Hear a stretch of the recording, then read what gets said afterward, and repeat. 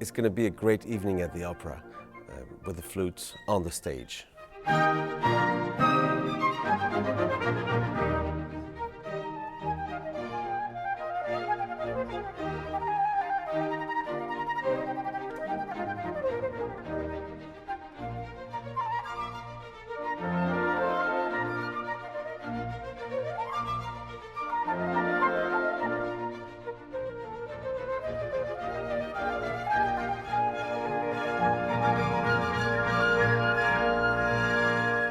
After exploring the various kinds of music that one can play on the flute, after jazz, baroque music, after contemporary concertos, it was time to go to the opera.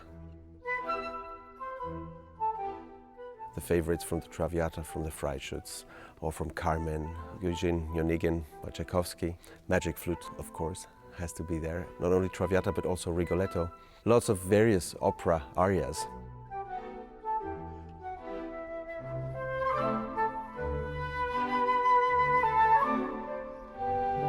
Out of all instruments, the flute is obviously the closest one to the human voice, just because of the fact that it has no resistance from the instrument. It's an open instrument, all the others are closed, and you use pressure in order to produce a sound. On the flute you don't, you just control the airflow and you support it in a way that is very similar and let it resonate in a way that is very similar to the human voice. Therefore, and the length of the breath also. How long you can hold a phrase is just the closest you can get to the human voice.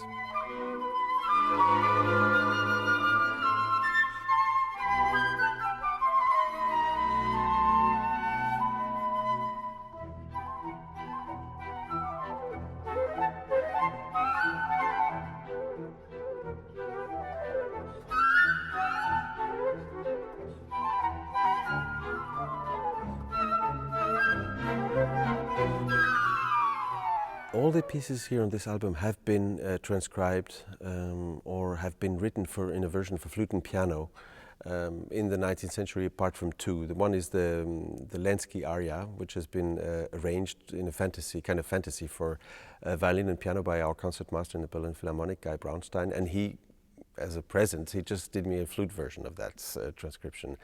And I had the idea of then adding it to this collection of opera favorites. In an orchestration that reinstates the original sound of Tchaikovsky in the orchestra, which was a very important point to me, is that all these operatic pieces sound like the original, like we're really at the opera.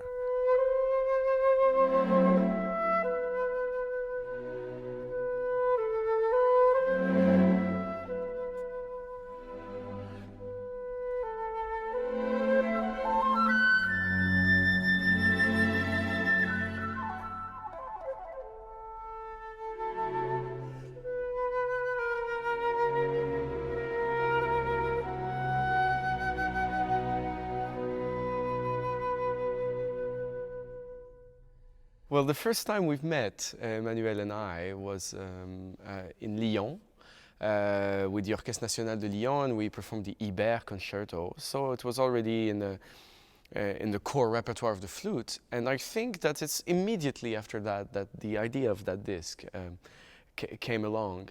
We got along so well, and I, of course, always had admired him. For me, I'm not even sure if he's playing a flute or anything else. I mean, the instrument is so mastered in his hands that it gets so many other colors than the colors we associate with the flute. It's amazing. And me as a pianist, originally, I think that's a little bit the way I think music.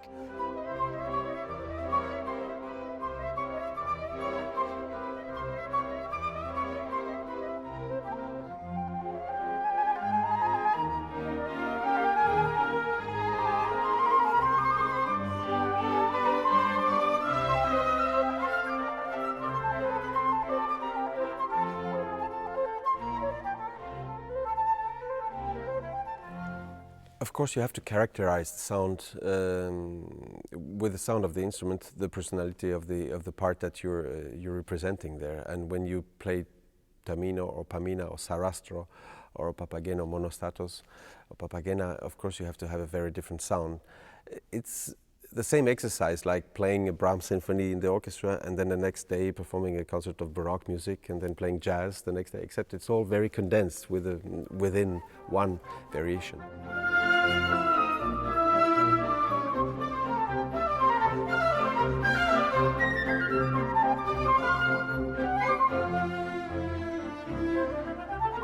The mood of the album is absolute fun. An explosive evening at the opera. It's great music, it's lots of fun, and it's really easy to listen to. It's absolutely accessible.